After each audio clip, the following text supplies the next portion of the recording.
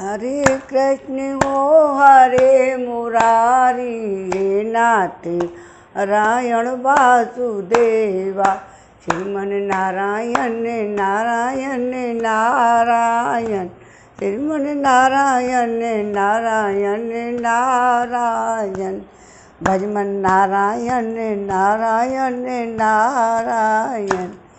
कल के 15वें अध्याय में सनत कुमार मुनियों ने जय विजय के लिए पार्षदों के लिए श्राप दे दिया और श्री नारायण के दर्शन करने के लिए फिर दर्शन की स्तुति करी भगवान श्री ने। तो उसके आगे का 16वां अध्याय शुरू। जय विजय का बैकुंठ धाम से पतन।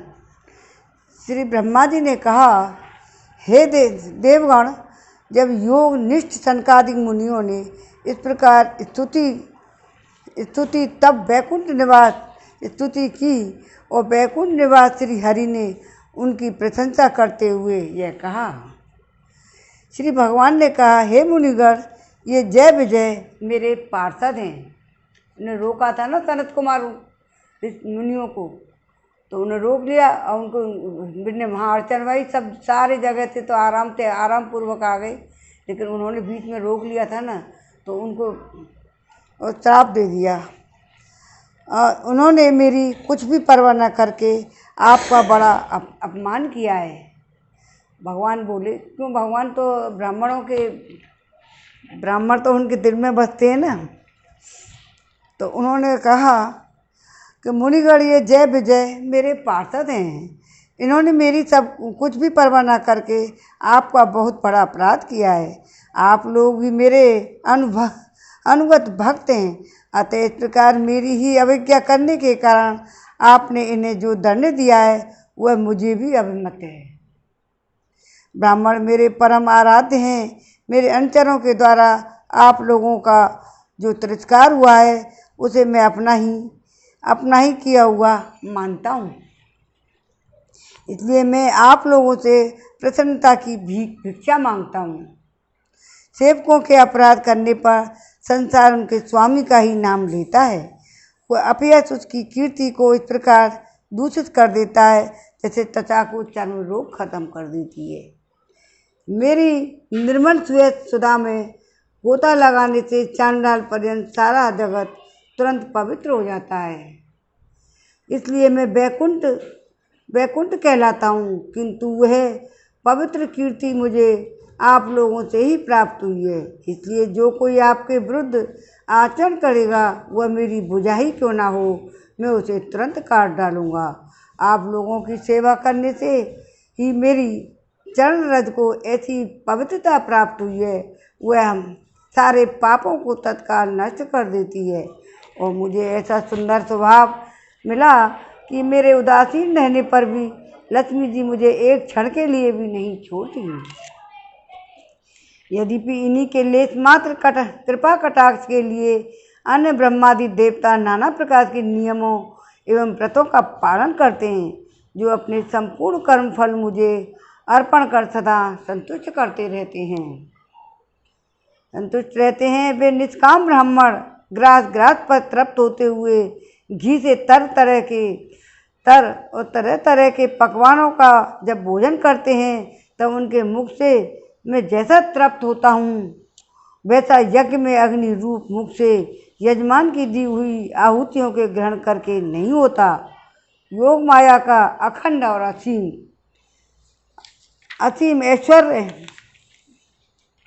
मेरे अधीन है तथा मेरी चरणों करूपड़ी गंगा जी चंद्रमा को मस्तक पर धारण करने वाले भगवान शंकर के सहित समस्त लोगों को पवित्र करती है।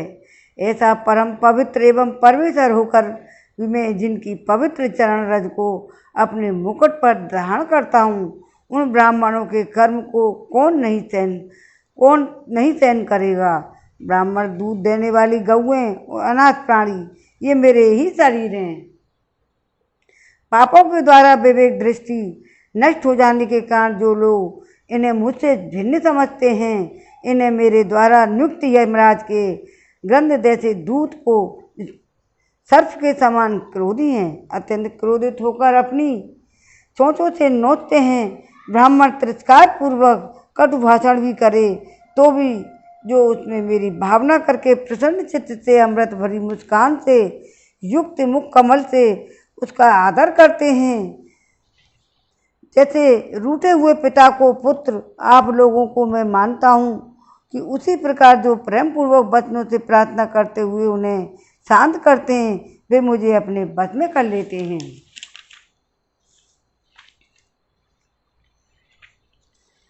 मेरे सेवकों ने मेरा अभिप्राय न समझकर ही आप लोगों का अपमान किया है, इसलिए मेरे अनुरोध से आप केवल इतनी कृपा कीजिए कि इनका यह निर्वासन काल शीघ्र ही समाप्त हो जाए। ये अगले अपने अपराध के अनुरूप अधम गति को भोग कर शीघ्र ही मेरे पास लौट आए। ब्रह्मा जी कहते हैं, हे देवताओं सनकादिक मुनि क्रोध रूप सर्प से डसे हुए थे, तो भी उनका चित्त अंतःकरण को प्रकाशित करने वाली भगवान की मंत्रमयी सुमधुर वाणी सुनते सुनते तृप्त नहीं हुआ। भगवान की उक्त बड़ी ही मनोहर और थोड़े अक्षरों वाली किंतु वह इतनी अर्थपूर्ण चार युक्त दुर्विज्ञेय और गंभीर थी। बहुत ध्यान देकर सुनने और विचार करने पर भी वे यह न जान सके कि भगवान अब क्या करना चाहते हैं। भगवान की इस अद्भुत उदारता को देखकर कि वे बहुत आनंदित हुए। उनका अंग अंग पुलकित हो गया। फिर योग माया के प्रभाव से अपने परम ऐश्वर्य का प्रभाव प्रकट करने वाले प्रभु से वे हाथ जोड़कर कहने लगे। मुनियों ने कहा, सह प्रकाश भगवान, आप सर्वेश्वर होकर भी जो कह रहे हैं यह आपने मुझ पर बड़ा अनुग्रह किया है। सो इससे आपका क्या अभिप्राय है यह हम नहीं जान सके हैं। प्रभु आप ब्राह्मणों के परम हितकारी हैं। इसमें लोक शिक्षा के लिए आप भले ही ऐसा माने कि ब्राह्मण मेरे आराध्य देव हैं, वस्तुतः तो ब्राह्मण तथा देवताओं के भी देवता ब्रह्मा जी के भी आप ही आत्मा और आराध्य देव हैं। सनातन धर्म आपसे ही उत्पन्न हुआ है। आपके अवतारों द्वारा ही समय समय पर उसकी रक्षा होती है तथा निर्विकार स्वरूप आप ही धर्म के परम गुह्य रहस्य हैं। और शास्त्रों का मत है कि आपकी कृपा से निवृत्ति परायण योगी जन सहज में ही मृत्यु रूप संसार सागर से पार हो जाते हैं। फिर भला दूसरा कोई आप पर क्या कृपा कर सकता है। भगवान दूसरे अर्थार्थी जन जिनकी चरण रज को सर्वदा अपने मस्तक पर धारण करते हैं, वे लक्ष्मी जी की निरंतर आपकी सेवा में लगी रहती हैं। सो ऐसा जान पड़ता है कि भाग्यवान भक्तजन आपके चरणों पर जो नूतन तुलसी की माला अर्पण करते हैं, उन पर गुंजार करते हुए भौरों के समान वे भी आपके पाद पद्मों को ही अपना निवास स्थान बनाना चाहते हैं, किंतु अपने पवित्र चरित्रों से निरंतर सेवा में तत्पर रहने वाली उन लक्ष्मी जी का भी आप विशेष आदर नहीं करते। आप तो अपने भक्तों से ही विशेष प्रेम रखते हैं। आप स्वयं ही संपूर्ण भजनीय गुणों के आश्रय हैं। क्या जहाँ तहाँ विचरते हुए ब्राह्मणों के चरणों में लगने से पवित्र हुई मार्ग की धूली और श्री वत्स का चिन्ह आपको पवित्र कर सकते हैं? क्या इनसे आपको शोभा बढ़ सकती है? एवं भगवान आप साक्षात धर्म स्वरूप हैं। आप सत्यादि तीनों लोगों में प्रत्यक्ष रूप से विद्यमान रहते हैं तथा ब्राह्मण और देवताओं के लिए तप, शौच और दया अपने इन तीन चरणों से इस चराचर जगत की रक्षा करते हैं। अब आप अपनी शुद्ध सत्वमयी वरदायिनी मूर्ति से हमारे धर्म विरोधी रजोगुण तमोगुण को दूर कर दीजिए। देव, यह ब्राह्मण कुल आपके द्वारा अवश्य रक्षणीय है। यदि साक्षात धर्म रूप होकर भी आप सुमधुर वाणी और पूजन आदि के द्वारा इस उत्तम कुल की रक्षा न करें तो आपका निश्चिंत हुआ कल्याण मार्ग ही नष्ट हो जाए, क्योंकि लोग तो श्रेष्ठ पुरुषों की के आचरण को ही प्रमाण रूप से ग्रहण करता है। प्रभु, आप सतगुण की खान हैं और आप सभी जीवों का कल्याण करने के लिए उत्सुक हैं। इसी से आप अपनी शक्ति रूप राजा आदि के द्वारा धर्म के शत्रुओं का संहार करते हैं, क्योंकि भेद मार्ग का उच्छेद आपको अवश्य नहीं है। आप त्रिलोकीनाथ और जगत प्रतिपालक होकर भी ब्राह्मणों के प्रति इतने नम्र रहते हैं, इससे आपके तेज की कोई हानि नहीं होती। यह तो आपकी लीला मात्र है। सनत कुमार ऋषि मुनि है ना, वो इनकी स्तुति कर रहे हैं, उनकी बड़ाई भगवान की। सर्वेश्वर, इन द्वारपालों को आप जैसा उचित समझें वैसा दंड दें तथा पुरस्कार रूप में इनकी वृत्ति बढ़ा दें। अब भगवान ने कही ना तुम्हें इनके काज माफ़ कर दो वैसे, पर इनको दंड तो मिलना जरूरी है, पर आप जो दंड देना चाहें वो दें।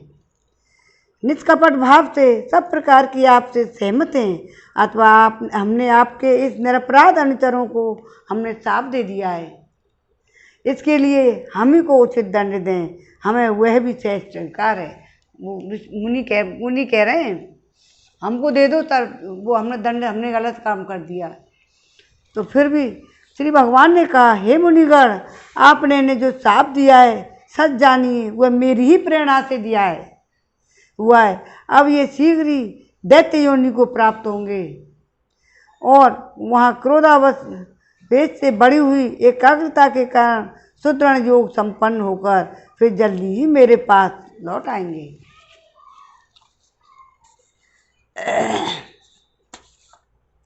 ब्रह्मा जी कहते हैं, तदंतर उन मुनीश्वरों ने नैनाभिराम भगवान विष्णु और उनकी स्वयं प्रभु प्रकाश श्री वैकुंठ धाम के दर्शन करके प्रभु की परिक्रमा की, उन्हें प्रणाम कर तथा उनकी आज्ञा पाकर भगवान के ऐश्वर्य का वर्णन करते हुए प्रमुदित हो वहाँ से चल दिए। फिर भगवान ने अपने अनुचरों से कहा, जाओ, मन में किसी प्रकार का भय मत लाओ, तुम्हारा कल्याण होगा। मैं सब कुछ करने में समर्थ होकर भी ब्रह्म तेज की मिटाना नहीं चाहता। ब्राह्मणों का तेज जो हुआ है ना, दिया साहब, उसको नहीं मिटाना चाहता, क्योंकि ऐसा ही मुझे अभिमत है भी है।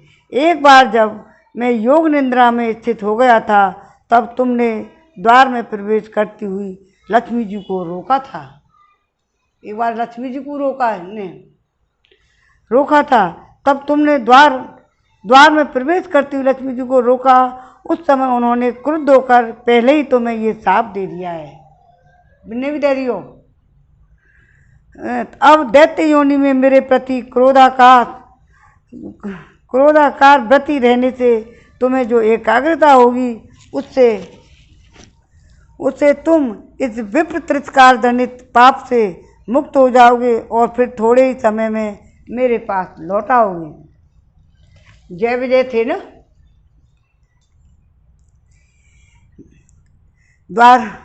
लौट आओगे। द्वारपालों को इस प्रकार आज्ञा दें। भगवान ने विमानों की श्रेणियों से सुसज्जित अपने सर्वाधिक श्री संपन्न धाम में प्रवेश किया। देव श्रेष्ठ और जय विजय तो ब्रह्म शाप के कारण उस अलंघनीय भगवत धाम में ही श्री हरि हो गए और उनका सारा गर्व गलित हो गया। पुत्रों, फिर जब वैकुंठ लोक से वे गिरने लगे तो वहाँ श्रेष्ठ विमानों पर बैठे हुए वैकुंठवासियों में महान हाहाकार मच गया कि इस समय दिति के घर में स्थित जो कश्यप जी का उग्र तेज है, इसी के कारण तो हुआ है, तेज है, उसमें भगवान के उन पार्षद प्रवरों ने ही प्रवेश किया। उन दोनों असुरों के तेज से ही तुम सबका तेज फीका पड़ गया है। इस समय भगवान ऐसा ही करना चाहते हैं जो आदि पुरुष संसार की उत्पत्ति स्थिति लय के कारण है, जिनकी योग माया को बड़े बड़े योगी जन भी बड़ी कठिनता से पार कर पाते हैं। वे सात्विक तीनों गुणों की नियंता श्री हरि ही हमारा कल्याण करेंगे। अब इस विषय में हमारे विशेष विचार करने से क्या लाभ है। श्रीमन नारायण नारायण नारायण भज मन नारायण नारायण नारायण, तिरुमन नारायण नारायण नारायण, नारायण नारायण नारायण, भज मन नारायण नारायण नारायण। नारायण हरि की माया अति ही प्यारी है और उनकी माया जहाँ दिख जाती है वहाँ करके ही रहती है। भगवान की इच्छा थी जय बजय जन्म लें और राक्षस बने। द्वितीय परेशानी 100 साल तक गर्भ धारण करती रही। अब सुनो 17वां अध्याय। हिरण्यकश्यप और हिरण्याक्ष का जन्म हुआ। क्या बने वे? हिरण्याक्ष और हिरण्यकश्यप जन्म और हिरण्याक्ष की दिग्विजय। श्री मैत्री जी ने कहा, विदुर जी, ब्रह्मा जी के कहने से अंधकार का कारण जानकर देवताओं की संख्या निवृत्त हो गई और फिर वे स्वर्ग लोक को लौट आए। इधर दिति को अपने पतिदेव के कथा अनुसार पुत्रों की ओर से उपद्रव आदि की आशंका बनी रहती थी, इसलिए जब पूरे 100 वर्ष बीत गए तब उस साध्वी ने 2 यमज जुड़वे पुत्र उत्पन्न किए। उनके जन्म लेते ही समय स्वर्ग, पृथ्वी और अंतरिक्ष में अनेकों उत्पात होने लगे। मना करी उनने, फिर भी मानी नहीं दी थी। जिनसे लोग अत्यंत भयभीत हो गए। जहाँ तहाँ पृथ्वी और पर्वत कांपने लगे, सब दिशाओं में दाह होने लगा, जगह जगह उल्कापात होने लगा, बिजलियाँ गिरने लगीं, आकाश में अनिष्ट सूचक धूमकेतु पुच्छल तारे दिखाई देने लगे। बार बार साए साए करती हुई बड़े बड़े वृक्षों को उखाड़ती हुई बड़ी बड़ी विकट असह्य वायु चलने लगी। उस समय आंधी और उसकी सेना और उड़ती हुई धूल ध्वजा के समान जान पड़ती थी।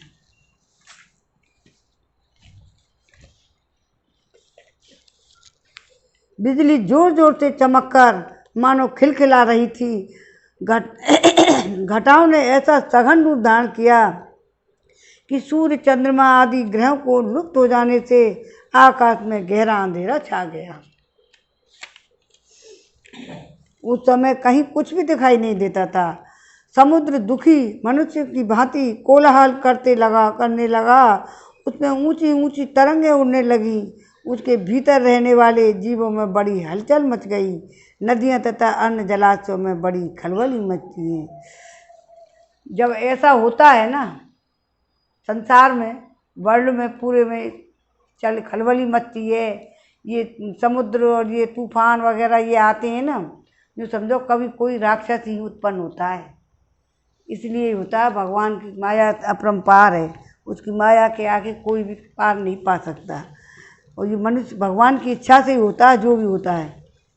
समुद्र दुखी और मनुष्य की भांति कोलाहल करने लगा। उसमें ऊंची ऊंची तरंगें उठने लगी। उसके भीतर रहने वाले जीवों में बड़ी हलचल मच गई।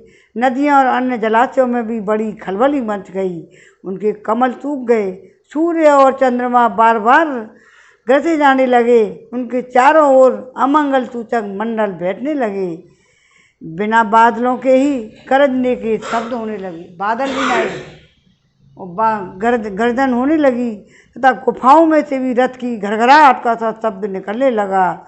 भगवान ने गांवों में भी गीदड़, उल्लुओं के भयानक शब्दों के साथ ही चारियाँ और मुख से दहकती हुई आग उगलकर बड़ा अमंगल शब्द करने लगे। जहाँ तक कुत्ते अपनी गर्दन ऊपर उठाकर कभी गाने और कभी रोने की भांति शब्द करने लगे।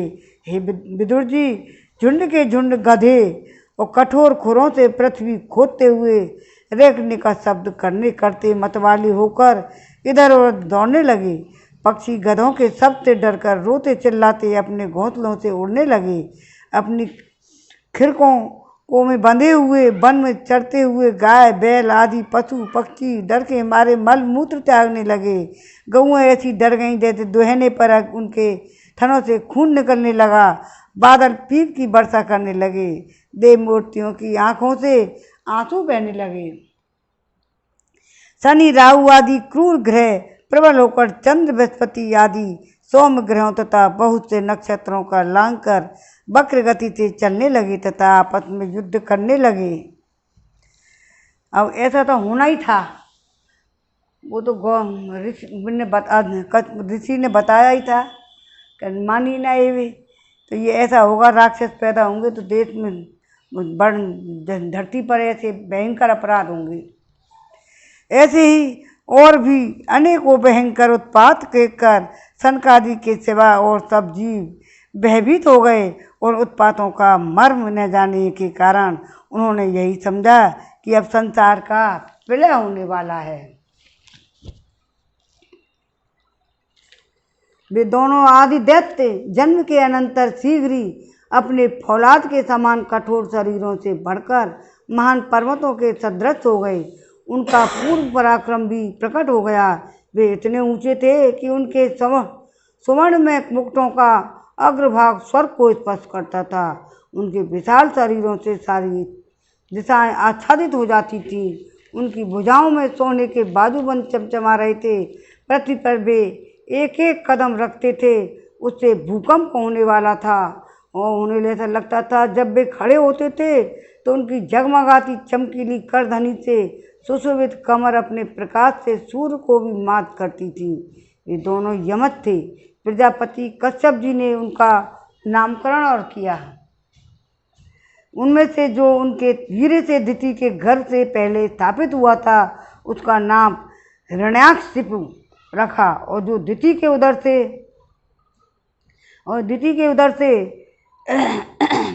उधर से पहले निकला वह हिरण्याक्ष के नाम से विख्यात हुआ। हिरण्याकशिप ब्रह्मा जी के वर से मृत्यु भय से मुक्त हो जाने के कारण बड़ा उद्यत हो गया और उसने अपनी भुजाओं के बल से लोकपालों के सहित तीनों लोगों को अपने बस में कर लिया। वह अपने छोटे भाई हिरण्याक्ष को बहुत चाहता था और वह भी सदा अपने बड़े भाई को प्रिय कार्य करता रहता था। एक दिन वह हिरण्याक्ष हाथ में गदा लिए युद्ध का अवसर ढूंढता हुआ स्वर्गलोक में जा पहुंचा। उसका वेग बड़ा असह्य था। उसके पैरों में सोने के नूपुरों की झनकार हो रही थी। गले में विजय सूचक माला धारण की हुई थी। कंधे पर विशाल गदा रखी हुई थी। उसके मनोबल, शारीरिक बल तथा ब्रह्मा जी के बल ने उसे मतवाला कर रखा था, इसलिए वह सर्वथा निरंकुश और निर्भय हो रहा था। उसे देखकर देवता लोग डर के मारे वैसे ही जहाँ तहाँ छिप गए, जैसे गरुड़ के डर से सांप छिप जाते हैं। जब दैत्यराज हिरण्याक्ष ने देखा कि मेरे तेज के सामने बड़े बड़े गर्वीले आदि देवता भी छिप गए हैं, तब इन्हें अपने सामने न देखकर वह बार बार भयंकर गर्जना करने लगा।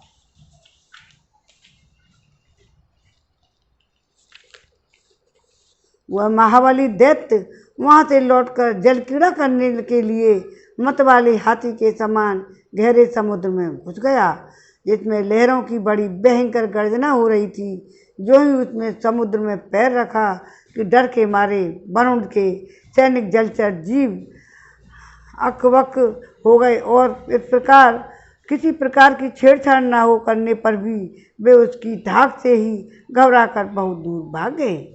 महाबली हिरण्याक्ष अनेक वर्षों तक समुद्र में ही घूमता रहा और सामने किसी पक्षी को न पाकर बार बार वायु वेग से उठी हुई उसकी प्रचंड तरंगों पर ही अपनी लोहमयी गदा को आजमाता रहा। इस प्रकार घूमते घूमते वह वरुण को राजधानी में विभापुरी में जा पहुंचा। वहां पाताल लोक के स्वामी जलचरों के अधिपति वरुण जी को देखकर उसने उनकी हंसी उड़ाते हुए नीच मनुष्य की भांति प्रणाम किया।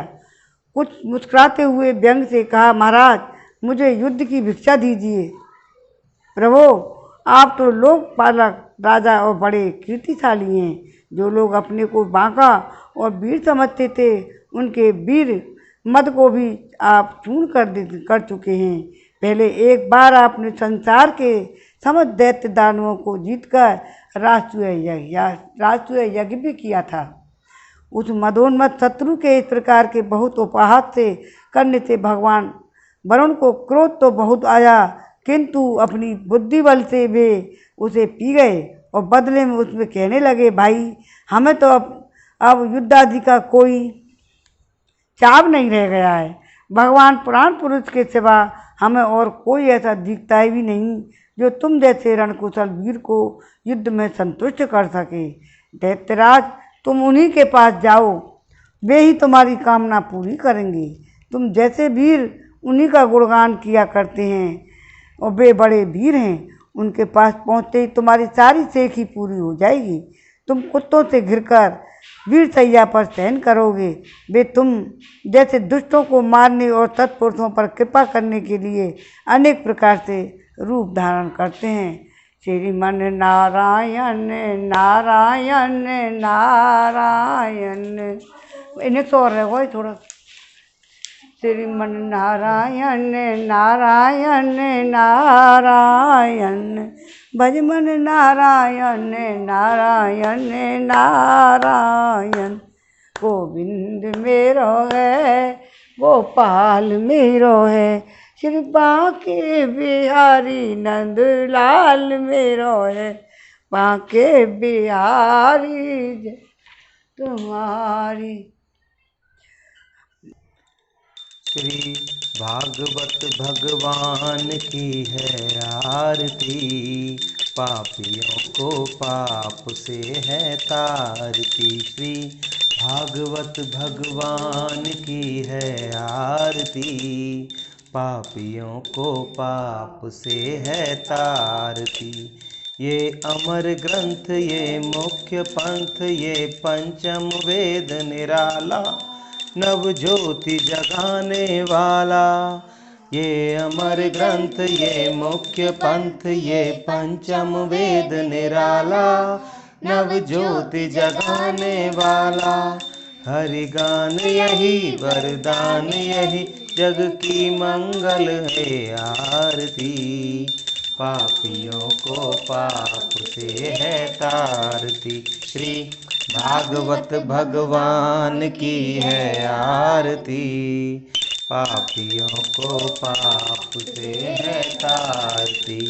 ये शांति गीत पावन पुनीत सा, कोप मिटाने वाला, हर दर्श दिखाने वाला है। सुख करनी है दुख हरनी है, मधुसूदन की आरती।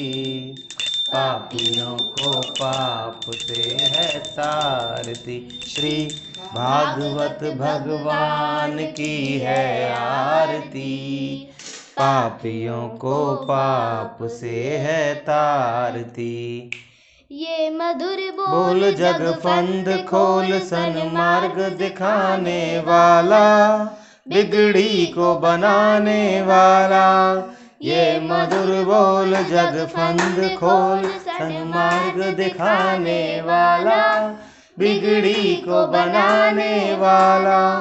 श्री राम यही, घनश्याम यही, प्रभु की महिमा की आरती। पापियों को पाप से है तारती। श्री भागवत भगवान की है आरती, पापियों को पाप से है तारती। ओम नमो भगवते वासुदेवाय नमः। बोलो वृंदावन बिहारी लाल की जय। राधे श्याम सीताराम। जय श्री